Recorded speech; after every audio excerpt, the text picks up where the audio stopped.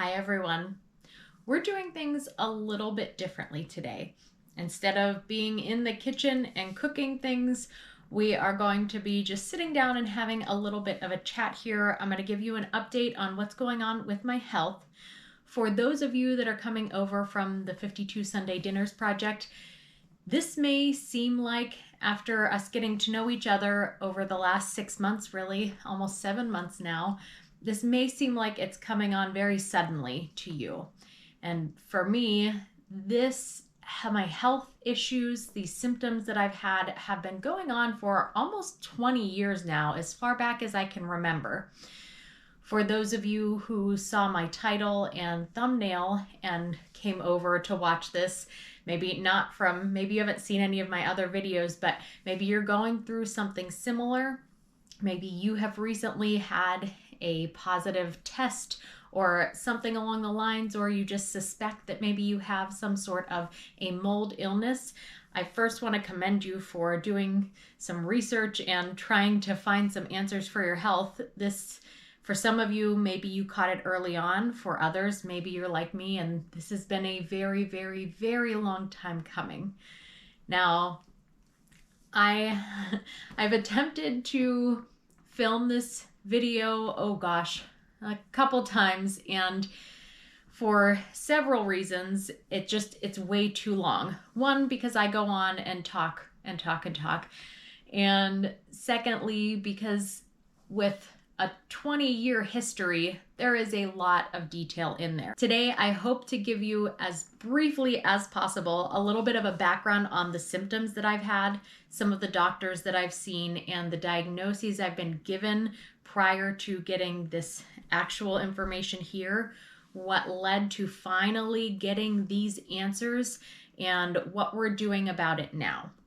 From everything that I understand so far, when you have mold illness, when you have been exposed to mycotoxins and they start affecting your body and your health, there's an overload in there, they affect every different part of your body, every different system.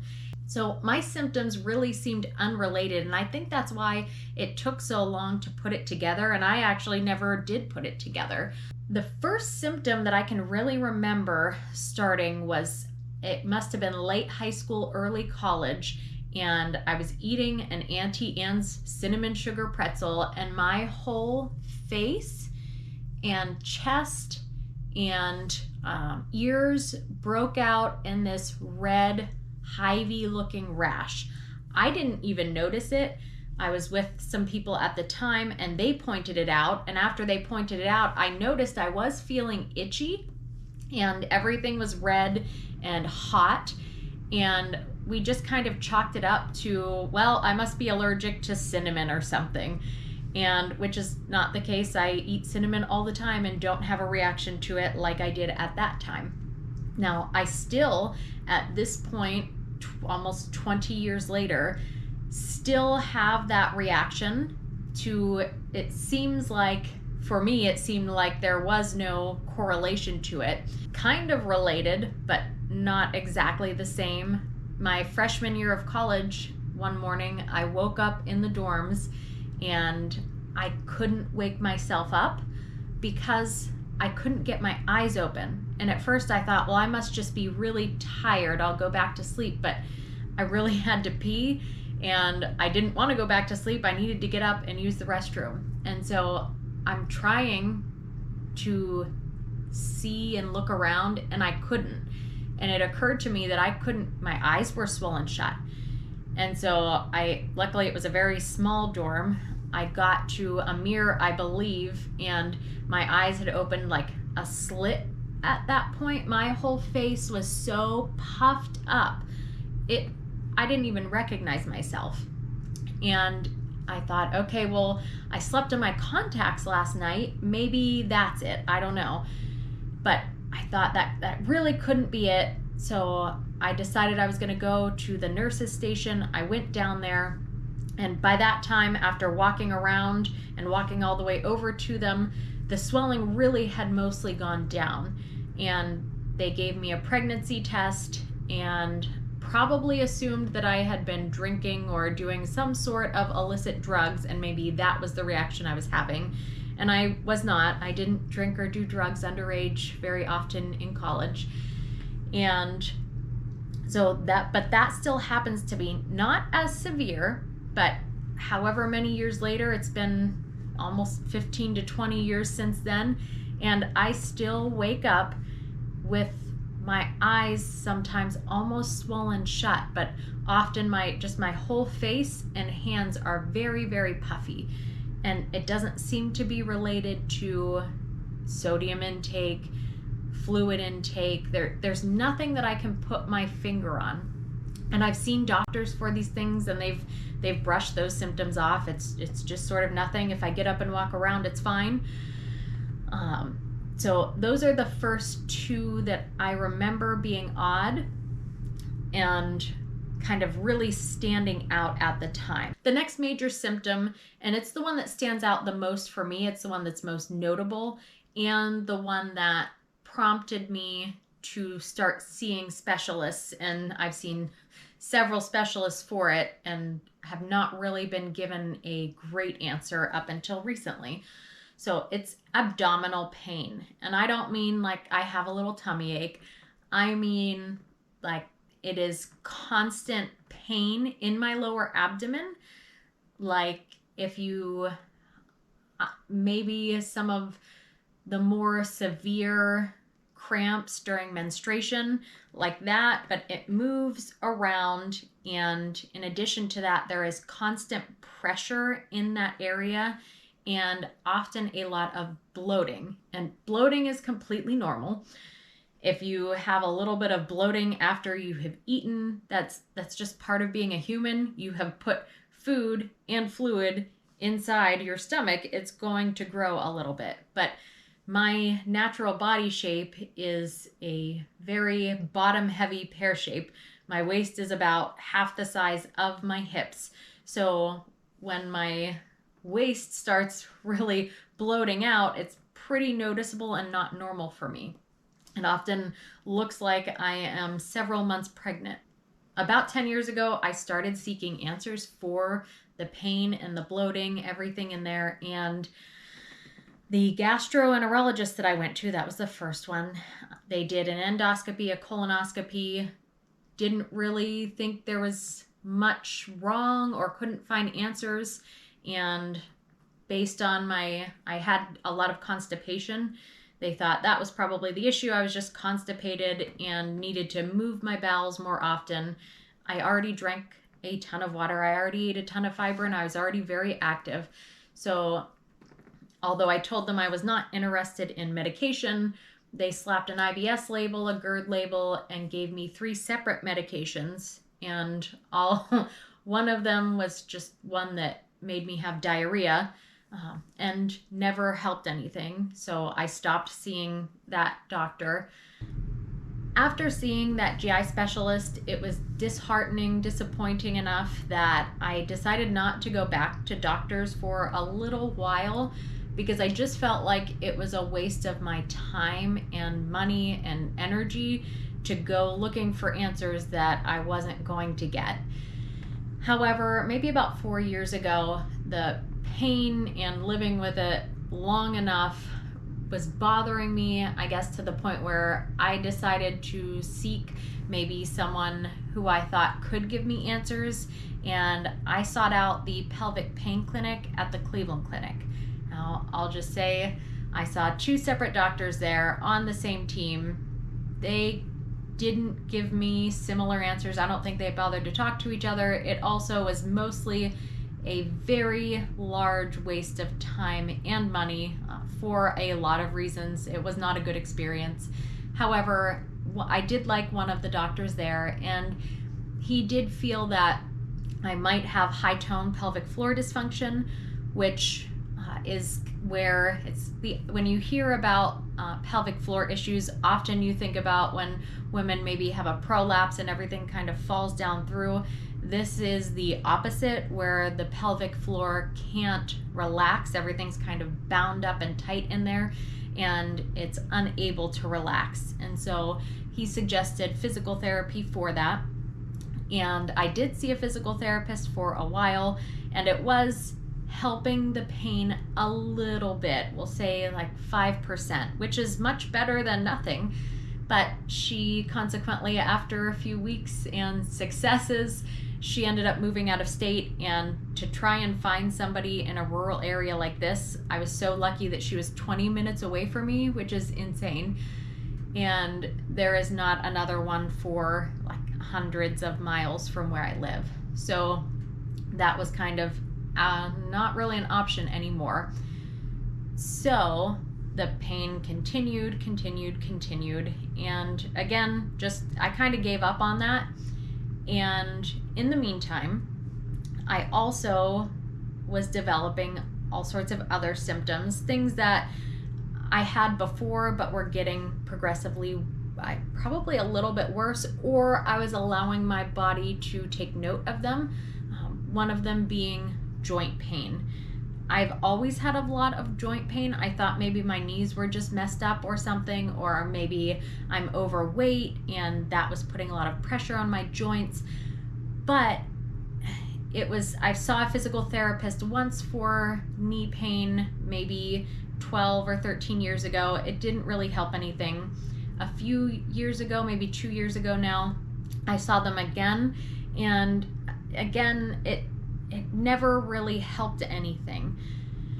So there's a lot of major joint pain in there, and muscle pain, a lot of muscle pain and fatigue. And maybe I'd say 6 or 7 years ago, I started really having a lot more fatigue, muscle pain, joint pain, and what you might describe as brain fog.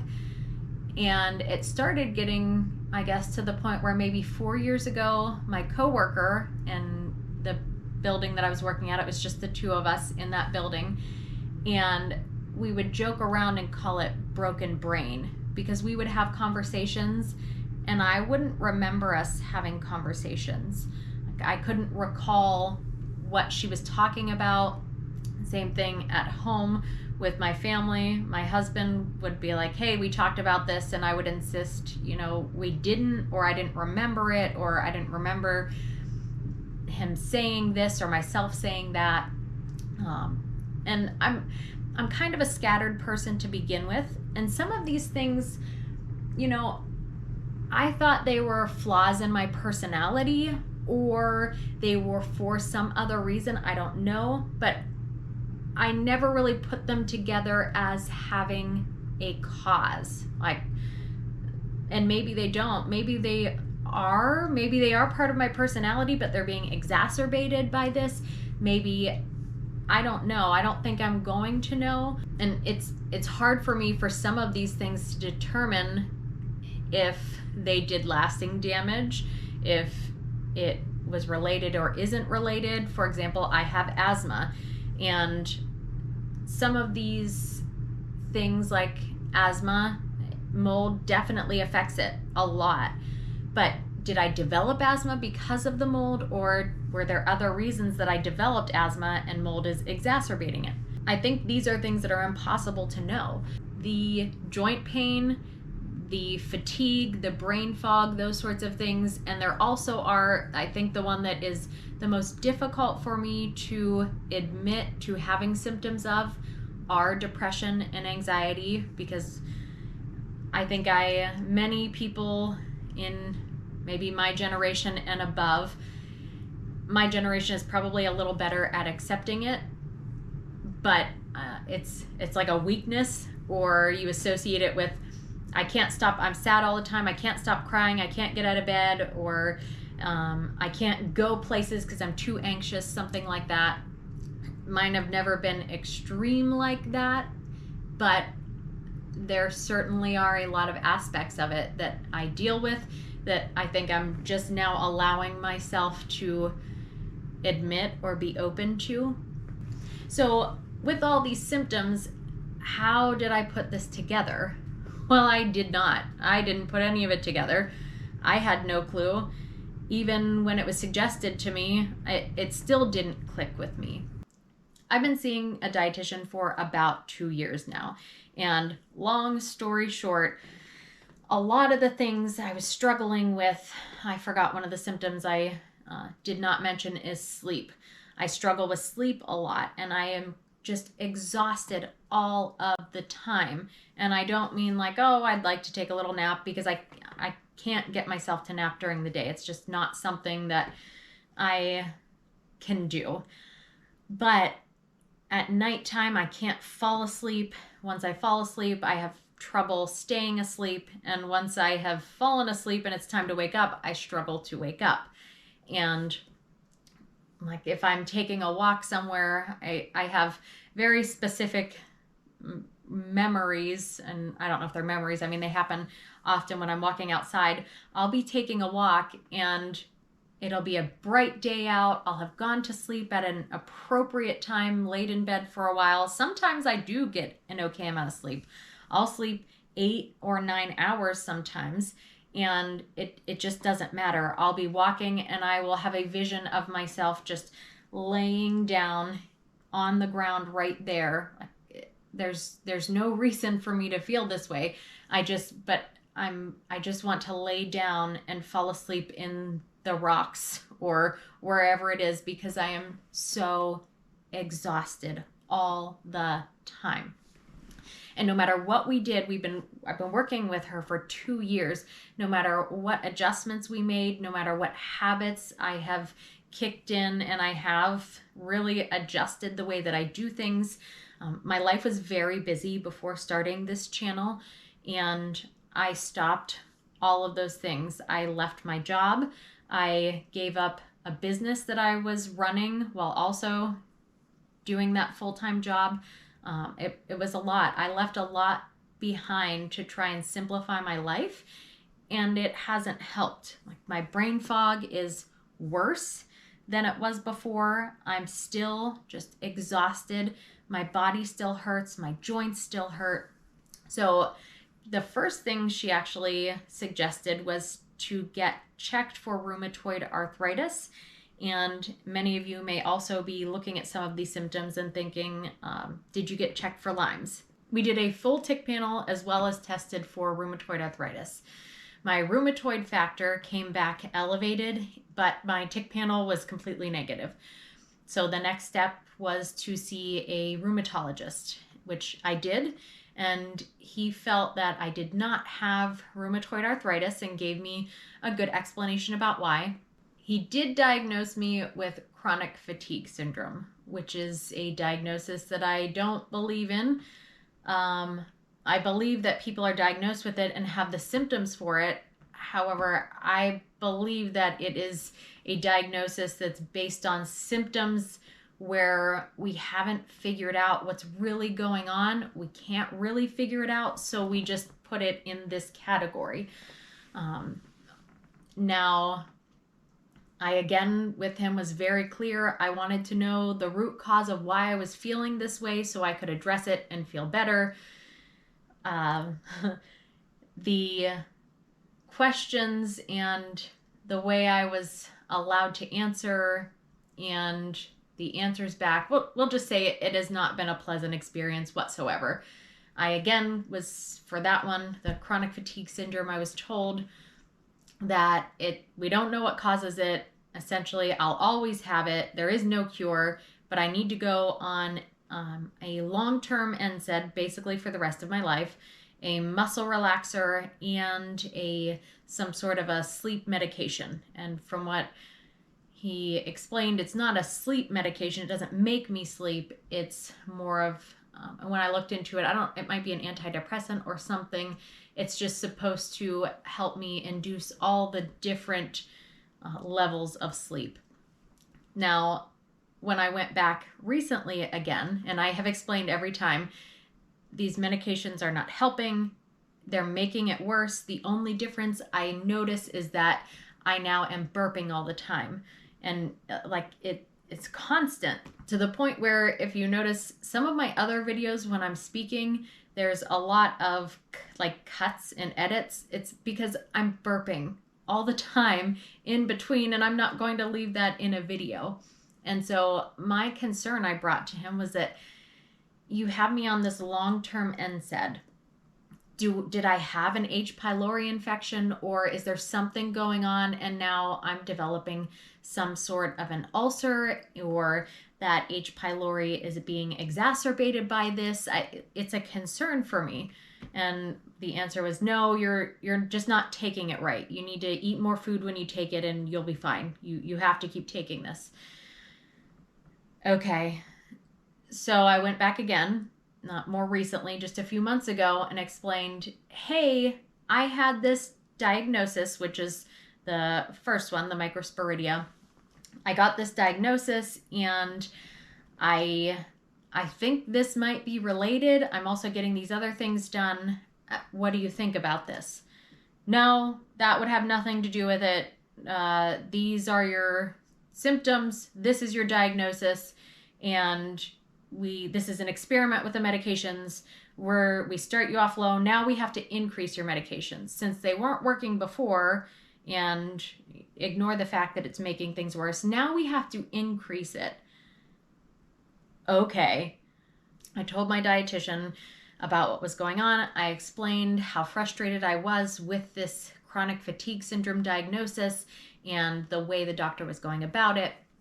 And she wanted me to do a GI mapping, which, if you've never done one, it is incredibly hysterical and a little bit humiliating. They give you essentially like this cardboard French fry container, and you're supposed to deposit your stool into that and scoop out four different spots within it and mix it up in this tube and send it back, which is just, I know it's a medical procedure. I know it's normal. Everybody poops, but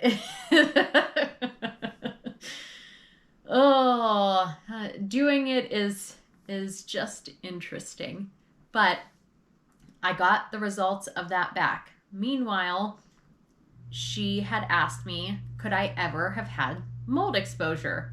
And I thought and answered, well, yeah, I think most definitely, unquestionably. And if you're on the other end of this video and you're asking, well, where were you exposed to mold? What are some places so I can look out? Well, I think there can be mold just about anywhere. For myself, I know without a doubt, I grew up kind of between two houses. One of them unquestionably has mold and had mold at the time, and we could see it at the time, but we didn't think anything of it. And the other home that I grew up in certainly, definitely, probably could have had mold. I went to public schools. I did stupid things like crawling around in the vents before. The dorms that I lived in college they were bad. They were old. They were disgusting. I think they got torn down the year after we left them. The offices that I worked in for the last 7 or 8 years until I left my job a little under a year ago. The first one, we called it the dungeon basement because it was in a basement. It was dark, it was damp, there were no windows, there was no air circulation, there was definitely mold down there.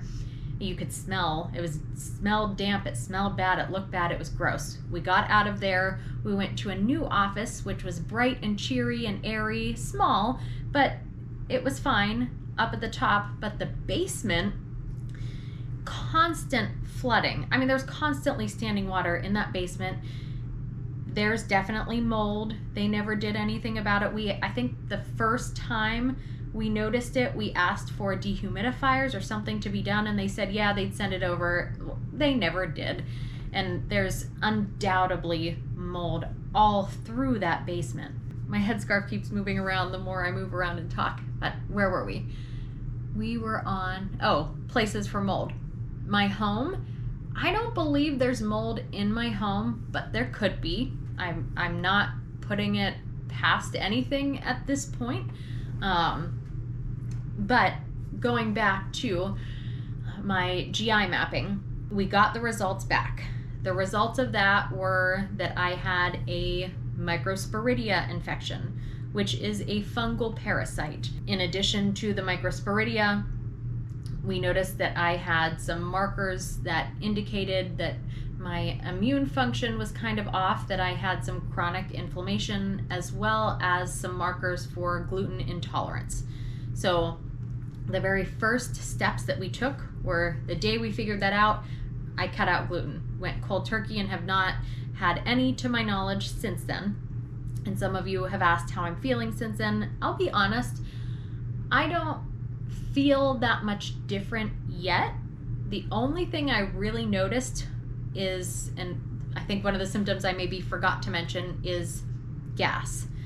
Before this, I was extremely gassy. Like, again, another thing that I thought was just part of my quirky personality. Like, I was just gassy all the time, haha.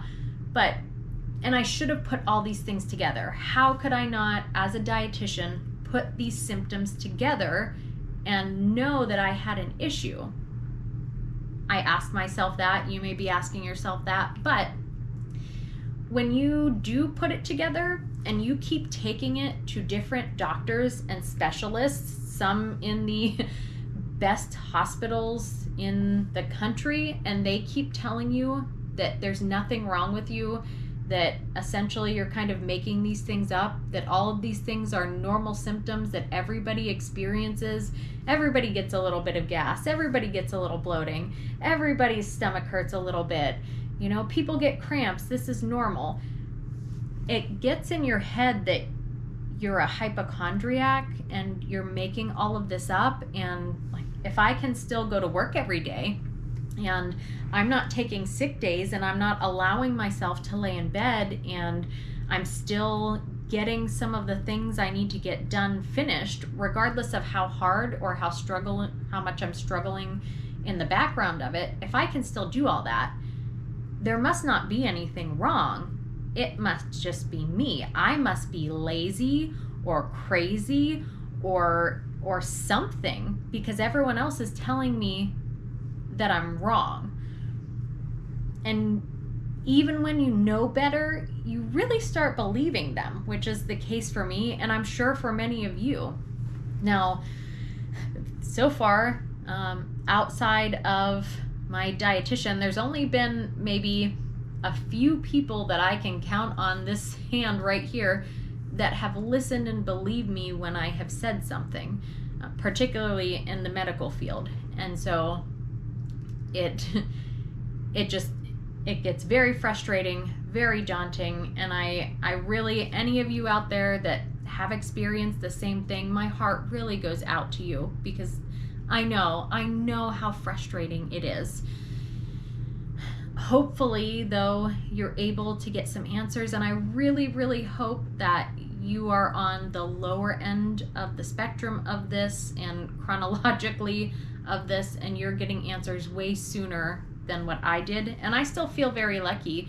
I'm not 40 yet, and I've gotten, I think, what is the root cause and answers to this. I'm glad that I'm not at the end of my life finally getting these answers, or finding the answers once something has gone horribly wrong because of it.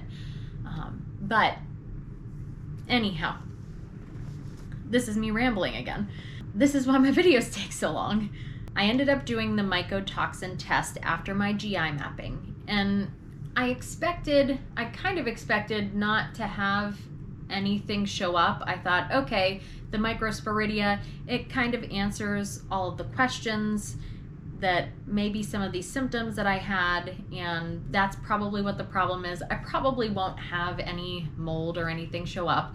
And I had a lot more than what I expected. Now, this is what's being excreted out of my urine, so that's what these numbers reflect. And I'll show you here exactly what my results were, which mycotoxins showed up in my urine, what the levels were, and one of them I believe is not a mycotoxin, but it is the product of the breakdown of that mycotoxin. It's a metabolite of that toxin, but it's an indicator that the source mycotoxin is present there. What am I doing about this information? what am I doing next? How am I going to heal myself? How long will it take?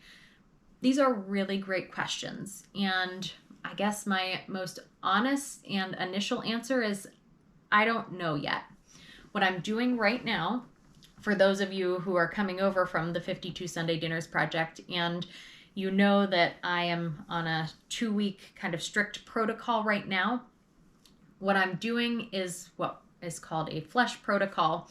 This flush is not meant to flush all of those things out. What it's meant to do is to open up the pathways. Your liver is your natural detox organ, your liver and your kidneys, and ensuring that everything is ready to move through and move through smoothly. There's nothing blocking that up. There's nothing slowing it down.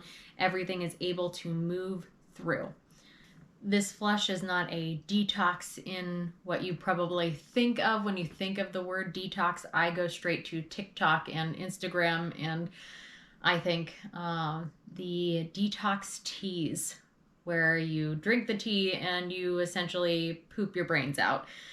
What you're doing is just taking a laxative tea most of the time, and you are losing weight because you're dehydrating yourself. This is nowhere near that, nothing even close. You drink an excess amount of water in the first few days, and then probably a normal amount, a lot for some people, but about a gallon a day for the rest of it. I'm not going to give too many details because this would go on forever. Again, if you have specific details about it, you can go ahead and ask me. I will say I probably won't give exact specific details like measurements of everything because it's been calculated based on my needs, but just a basic rundown. It's about 6 meals a day, smaller than what you think a traditional meal is, around 2,000 calories for me. And in addition to those, there are some supplements that I'm taking. I'm drinking, again, about a gallon of water a day, and keeping my steps up, no weightlifting, nothing that's going to put stress on your body or on your mind, really. So yoga several times a week.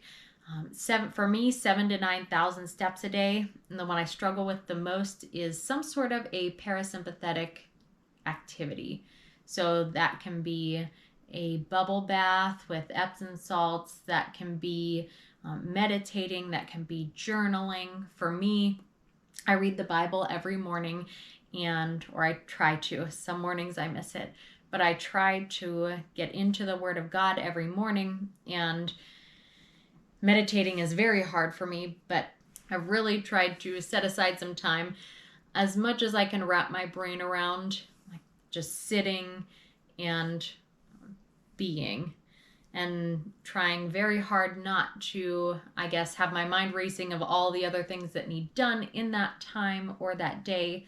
So working on that, and I've done that. This is day 7. I have 7 more days of it. After this flush, I'm waiting to hear back from my dietitian. Is working with a team to come up with a plan for where we're going with this, because Microsporidia is notoriously difficult to kill off, and mycotoxins it's not, from everything I'm gathering so far, it isn't just a quick, okay, take this, it's gone. You have to do it very slowly, and it takes a considerable amount of time. From what I understand, and maybe I will be corrected after my meeting this week, but I do believe it can sometimes take like a year, maybe more than that, to really rid yourself of it. I will be having my home tested, and possibly other members of my family will be tested as well.